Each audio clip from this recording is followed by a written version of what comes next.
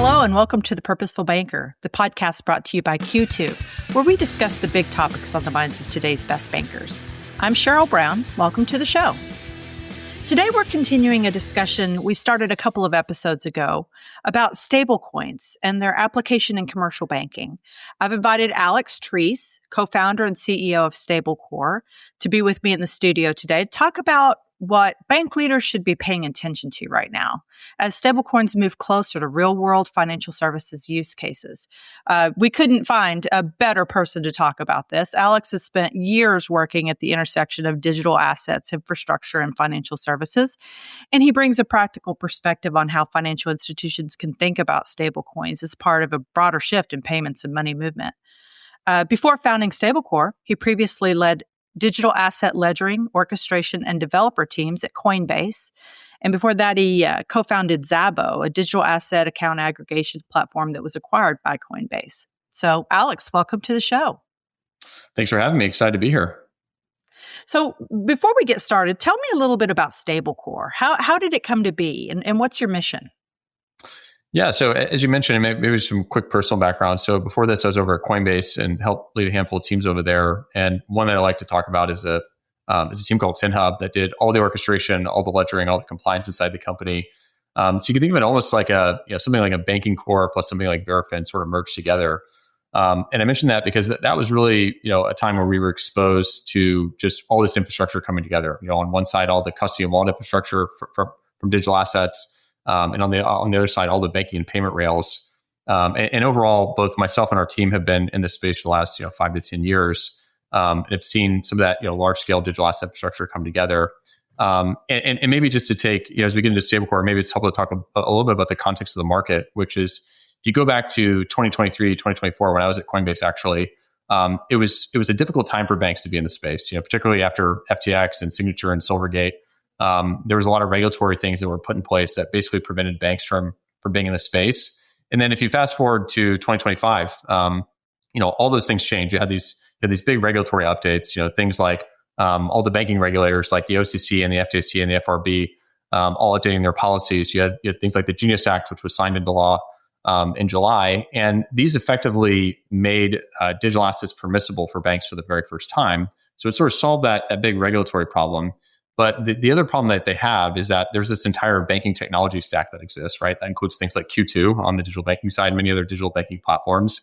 It includes, all the banking cores. It includes, all the banking compliance providers. And while there's a lot of great companies there, those tools today don't support digital assets, right? And so if you're a bank that's wanting to build in this space, you've got a big gap on that existing banking technology stack that you use.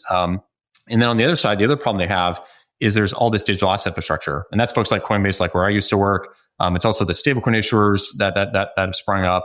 It's all these digital asset compliance tools. And there's a lot of great companies, a lot of great products, but those services are certainly not set up for banking, right? It just turns out that it takes a lot more than just like API keys into someone like a Coinbase or Fireblocks to actually run a digital asset product inside of a bank, right? There's just so many other things that have to happen, right? So like integration into your digital banking, integration into your core, integration into your compliance platform, all the orchestration, all the ledgering, all the reporting. So there's just a number of these things. And so what we have here is this big gap between these two sides. Again, on one side, all that banking infrastructure. On the other side, all that digital asset infrastructure. And that's really where Stablecore sits. That's really the problem that we solve. And so a lot of our clients think of us as being like this digital asset core. And I think that's really the right way to look at it. But what that really means in practice is that we're actually bringing these two sides together. Again, on one side, connecting to all the digital asset infrastructure, all the custodians, all the stablecoin issuers, all the digital asset compliance tools, and actually integrating that directly into the existing bank technology stack and really meeting banks and credit unions where they are and saying, hey, you shouldn't have to just tear out all your existing infrastructure, but let's find a way to actually support these assets from your existing infrastructure, from your existing digital banking, for example, within Q2. And so that's what we focus on. And then the other thing about our company is that we focus exclusively on banking. So we sell just to banks and credit unions. Don't sell to fintechs, don't sell to crypto companies, don't work with any payments companies. Work exclusively with banks and credit unions. And so that's just something special about our focus. So you talked a little bit about, some of the market triggers that have changed why, digital assets have become more of a conversation now. Does the urgency look different for community financial institutions than for large regional banks? This is kind of something that Todd and I talked about in that previous episode. Yeah, I think it's both, honestly. I mean, as I look at our own client base, we see both institutions on the larger side, for example, super regional clients that are, top 25 banks. But we also see banks and credit unions that are more community institutions, right? Between 1 billion to 10 billion of assets, for example, which some people, may not think would be as interested in digital assets. But I think all of these banks and all these credit unions, whether they're big or whether they're small, are seeing a lot of the same trends that are happening, right? And those trends are things like, things like the Genius Act passing and stablecoins growing, a huge amount. Things like seeing their deposit outflows to places like fintechs and crypto companies, even with smaller banks, they're seeing that. And again, this was a space that before was tough for banks to be in, but with all the regulation changes, these are now permissible activities for banks of any size. And so, at least in our own client base, we're seeing it on both on sort of both the large end of the market and on the smaller end. What about the end customers, the businesses that are banking with, whether it's a large institution or a smaller one? What are their what are you guys seeing as their reasons for getting into using stablecoins? Yeah, well, so I would say we should split it by retail versus commercial. And what I'll say, if we're kind of narrowing in on stablecoins specifically, it tends, at least in our client base, it tends to be more commercially focused than retail. If I had to put a percentage on it, I'd say maybe 70+% commercial versus maybe 30% or so retail. And so within that commercial bucket, folks, banks are starting to have clients reach out, about these assets, right? And so, and I think we're going to talk a little bit more about use cases, but just to give people a sense, I mean, some of the use cases within stablecoins we're seeing are things like cross-border payments, right? And these again tend to be on the corporate side. And so, we see a lot of activity on that sort of B2B cross-border payments, really. Almost as like a alternative to international wires, effectively. So that's probably one of the top use cases we see on the corporate side. Another one we see is around treasury management as well. So this is embedding stablecoins into existing treasury management flows, and this could be for sending cross-border payments, B2B payments. It can also be for cash management for for example, these entities that have these corporates that have different entities. They might have multinational entities, and they're wanting to kind of move those funds around 24/7 very easily. So that's one that we're seeing a lot of. We're also seeing a lot in the instant payout space. So things like merchant services making payouts to merchants, things like gig economy workers and these various freelance platforms, areas where you have workers working basically 7 days a week, and they also want to be paid 7 days a week. And you're seeing stablecoins be used in a lot of those use cases. And you're starting to see clients, those commercial clients that are in those verticals start to request those things from their banking, their banking partners. The other thing I want to mention, though, is beyond those sort of more offensive use cases that I just mentioned, there's a lot of banks that we're working with that are seeing just the growth in the stablecoin market and just looking at stablecoin acceptance itself, right? And so today there's around 300 billion or so of stablecoins in circulation. And by the way, 5 years ago, that was around 10 billion. So, it's sort of grown from 10 billion of supply to 300 billion in the past 5 years. So that's, something like a 30x in that time period. So there's a lot of banks that are seeing that and saying, wait a minute, we just had the Genius Act pass, and sort of all projections are that it's going to grow somewhere between 3 to 4 trillion from here. So that's another 10x from 300 billion. And they're not wanting to wait around for that transition. They're wanting to put the rails in place so that at a minimum, once you have call it 3 to 4 trillion of stablecoins circulating in the financial system, there's a way to bring those assets back into the bank. And so again, that's not like some offensive use case like cross-border payments, but it's just being ready for this transition and having the rails in place so that when your clients come across these assets, there's a way to bring them back into the bank.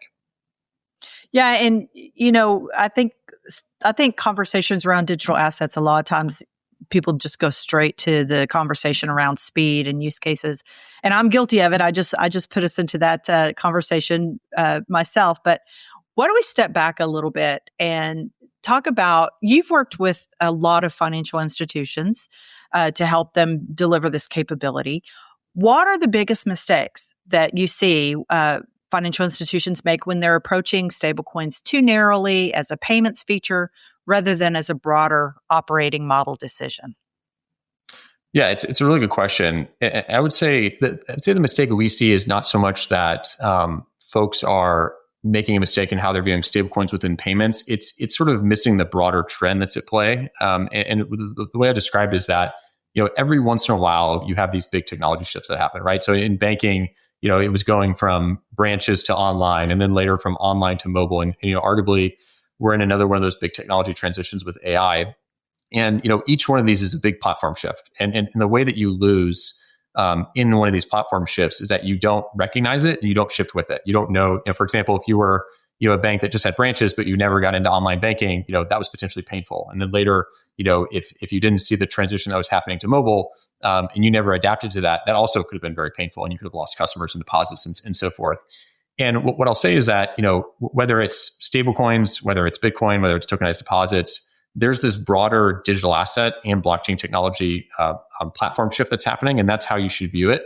And so it's important to kind of not miss that. And obviously, as a bank, you want to have some initial use case, some initial wedge that you want to focus on. But I think the key insight here is that this is a platform shift, and this infrastructure that you put in place, again, whether it's for stablecoins, whether it's for tokenized deposits, whether even if it's something like Bitcoin. It's all the same infrastructure. It's the same tools that support all these different use cases. And so you should really be looking at it from a holistic standpoint. Again, having that initial wedge, but also saying, how am I going to support this huge market evolution that's happening? Again, this big platform shift as it unfolds the next 3, 5, 10 years, right? And so I think that's the piece that sometimes folks, they can get too much in the weeds of any particular kind of use case, and they'll kind of miss the sort of forest, if you will, for the trees. And I think that's just important to keep that in mind, that there is this big platform shift happening. Yeah. And I guess, with that, it could be easy to either underestimate or maybe overestimate the work involved with implementing, right? I mean, where do the financial institutions that you work with, where do they usually fall? Have they underestimated, overestimated? Yeah, well, there's a lot of, it kind of depends on the size. I mean, we're finding that generally the larger the institution, that generally they've spent more time on it than the smaller institutions. And that makes sense, right? These bigger institutions generally have more people working in like strategy or like innovation. And so they kind of have dedicated people that are focused on that. And so maybe I'll take your answer, I'll answer two ways. So I'll answer kind of for folks that have already started on the problem, kind of where they overestimated, and then for folks that haven't started on the problem. For folks that have started on the problem, I think something they overestimate is thinking that they can just like take a digital asset custodian and just like plug it in, right? I mean, unfortunately, as I mentioned earlier, I mean, there's just a lot of other pieces that have to come together. If you're a bank, if you're doing this in a regulated environment inside of a bank, I mean, if you're a fintech or a crypto company, it's quite frankly a little bit easier. But it's going to take more than just like API keys into a custodian to actually run a digital asset product inside of a bank, right? You're going to have to get it integrated into your digital banking, get it integrated into your core, have it work with your compliance system. There's a lot of other pieces in the middle, things like orchestration and ledgering. And that's why we built a company that just does that, just sort of focuses on that problem, because that's a big enough problem. And quite frankly, that's really the blocker. I mean, again, the sort of original blocker was the regulatory. That's been moved. But the next blocker is like these technology integration pieces and bringing those together. And so that's where we have really focused. So I think that's the thing that people probably overestimate the most. Is just that, again, that you can just plug into one thing. There's actually many pieces that need to come together for these products to work. So Stablecore is becoming a part of the Q2 Innovation Studio. What does that mean? What does that mean for your company? Yeah, obviously we're super excited to be partnering with Q2, and just maybe some background. I mean, the reason that partnership came to be is that we just had many banks and credit unions that were on Q2 that were exploring this, and so just sort of a natural partnership. As I mentioned, the big lift here is connecting into the existing banking infrastructure, right, and getting all those pieces to work with your existing technology infrastructure, with your existing processes. And this is one area where Q2 and the Innovation Studio program is just fantastic, and we've been able to actually integrate into that. And what it gives is basically a plug and play solution around digital assets. And of course, we're talking about stablecoins mostly here. So things like stablecoin rails, being able to make stablecoin payments directly from your checking account, be able to take stablecoins that are outside the bank or credit union and bring those back into deposits. So that's kind of one of the primary use cases. But it also supports other types of use cases as well. So things like other digital asset accounts like Bitcoin, Ether, Solana, that clients today may be doing today at places like Coinbase or Robinhood. So being able to bring those back into the bank and put them inside the digital banking experience, be able to do the sort of seamless on and off ramping of those directly inside digital banking. And so it's given us the opportunity to have this very native and very seamless integration into digital banking, which, by the way, that's what customers want. That's what clients want, right? I mean, I think, what's happening in the broader space is that everyone is sort of heading to the same direction. And the same direction is that everyone is trying to be the primary financial account. Everyone is trying to own all the rails, own all the accounts, right? And so whether it's banks, whether it's credit unions, whether it's fintechs, whether it's crypto companies, whether it's these kind of de novo charters that have spun up, they're all trying to become the primary financial account. They're all trying to be that consolidated view. And so the ability to have that consolidated view inside Q2, inside digital banking is just super powerful, and be able to do those transactions there to see all your accounts. And so we're super excited about the integration, and it's going to be a very powerful experience for folks that are on the Q2 platform. So a lot of institutions, I think, are in evaluation mode. And we've watched this same thing happen with instant payments for the past couple of years. It was instant payments are all the rage, and adoption's going to be huge. And then, the past couple of years, we've kind of not seen the adoption be quite as fast as we thought it would be. And so one theme that keeps coming up is that, banks don't have to become a crypto company. But they do need to have a view on how the rails are changing. What do you think banks risk missing if they wait for everything to feel settled before they engage?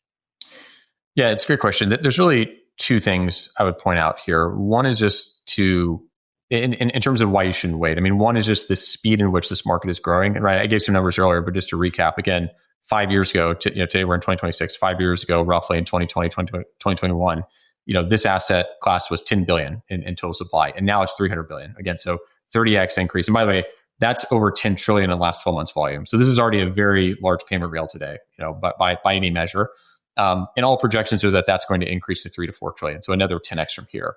And so just the sheer size of this market, right? And it's obvious that when there's 3 to 4 trillion of stablecoins within the financial system, you're going to come into contact with these assets, and your clients are going to come into contact with these assets. And you can imagine it doesn't take that many interaction, right? You just need one corporate client, for example, that needs to pay a vendor in stablecoins that's been requested, or maybe they have someone that wants to pay them in stablecoins. And what are they going to do? They're going to turn to their bank, who's their sort of trusted partner, and they're going to say, "Hey, do you guys support this?" And if the answer is no, that's going to present the opportunity for them to go open up accounts someplace else, and then to move their deposits. And of course, once they do that, it opens the gateway for another primary account relationship. So I think that's one risk to think about. I think the other thing to keep in mind, and we can talk about like FedNow RTP. I think a lot of folks will say, well, we had FedNow RTP. The sort of adoption there wasn't as quick. Isn't this another instant payment rail? One really big difference there is that was constrained by bank adoption, meaning you had to have banks and credit unions adopt that for it to grow. And of course, it was quite slow. But for stablecoins, that's not the case. These are liabilities of an issuer. It's a totally separate system, outside the banking. And so you can have fintechs, you can have crypto companies, you can have the card networks, you can have many other participants that are growing this market and growing this network. And that's what's happening. That's why it's been growing so quickly. And so I think it would be a mistake to kind of put it off and say, oh, it's going to be like FedNow RTP, because it's actually fundamentally different. It has fundamentally different growth characteristics. It's much more open, and because of that reason, it's going to grow much more quickly. And so I think for both of those reasons, you shouldn't wait around, and then you should also be mindful that again, it's the fintechs and the crypto companies and a lot of these non-bank providers that are working most aggressively in this space, and they are competing with you. They're competing to get your clients. They're competing for your deposits. And so if you don't offer these products, then they're going to fill the void. And in fact, that's what's been happening. And for the longest time, there was this uneven playing field that existed that was quite unfortunate. Again, it was hard for banks and credit unions to be in the space. But now, fortunately, those regulatory blockers have been removed, and now banks and credit unions can compete on this level playing field. And so now you can actually offer these products. And so, but if you don't, ultimately your customers are going to go to places where they do, right? And they're going to take their business, they're going to take their deposits, they're going to take their account relationships to those other places. So for all those reasons, I think it would be a big mistake to sort of just let this trend pass by. Right. But say you have bank leaders who are just not ready to jump in with both feet tomorrow. Are there some smart things that they can be doing now so that they're not starting from zero when they are ready? Yes, absolutely. Yeah, I think if let's assume you're starting from zero, I think the first thing you should do is form a digital asset working group or just otherwise assign somebody from your team that can cover this area. And we've actually seen a lot of bank and credit union clients that we work with that have done this. It's been very effective, right? You need to have someone on your team that's getting up to speed on the technology, on the use cases, on the business cases, so that they can form their own view and within the context of your organization and sort of translate that. But I think, again, if you haven't done that step, it's hard to do all the subsequent steps. So that's something I would recommend to almost any kind of bank leader or credit union leader, if they've not yet, as a starting place, is to get that digital asset working group, or at a minimum, find someone on your team that can own this area. Well, and let's say that they are ready to jump in. We've talked a lot about use cases already, but what about the customer experience? Is there any kind of suggestions that you would give, ways to introduce stablecoins that creates less confusion or fragmenting the relationship, just a better best practice for rolling it out? Yeah, well, first, we feel very strongly that these products should be inside digital banking, inside the digital experience, right? I mean, today, the problem, again, is that a lot of clients, whether they're commercial or retail, are having to go off platform to go to these fintechs, these crypto companies. And that's obviously a bad experience, right? You're having to sort of fracture that client relationship. You're having to have multiple apps or whatnot. And so the first thing is just acknowledging that the best experience for consumers and businesses is to have that consolidated experience, like inside digital banking, and making that merger into digital banking. And that's why we've done the integration into Q2, and we're very excited about it. But I think beyond that, if you look at sort of rolling it out, which I think was part of your question, I mean, I think in what we've seen in our client base is that this doesn't have to blast out to 100% of your users on day one. You can pick a client segment where you say, hey, we think that this is the folks, these are the pilot group, or these is the cohort of clients, whether it's retail or commercial, that we think would like this product, and we can sort of run a program around that. And we see a lot of clients doing that. It sort of starts in like a testing environment. Then it typically rolls out internally to folks within the bank to do that testing. And then from there, it typically rolls out to some select cohort of users before it rolls out to a general audience. And so, using Stablecore, using Q2, you have that little control to sort of put those user groups in place. And that's generally what we see in our client base to help people sort of gradually kind of roll these features out to their customers. Great. Well, like I said, you guys at Stablecore, you work with a lot of banks and credit unions, and you've been doing this for a little while. If I were just to ask you to sum it up in one sentence, what would you say? Yeah, just three things really quickly. One, don't wait for all the reasons we mentioned. Two, establish someone on your team if there's not someone already that sort of covers digital assets. And then three, reach out to experts and people that can help, including Q2, including Stablecore. Obviously, if you're on the Q2 platform, there's now a product available that offers these digital asset products. And so start actually getting involved and sort of testing these products out. I think that's the right way to do this. And then when your business customers come to you and say, I need it, you say, I've got it. That's right. That's a great answer. Well, Alex, thank you for joining me on the podcast to help shed more light on how financial institutions are thinking about stablecoins. Absolutely. Thanks for having me. Thanks, Cheryl. And that's it for another episode of The Purposeful Banker. As always, you can subscribe to the show wherever you listen to podcasts, including YouTube, Apple, and Spotify. And you can see our archive of podcasts at hub.q2.com/podcasts. Until next time, this is Cheryl Brown, and you've been listening to The Purposeful Banker.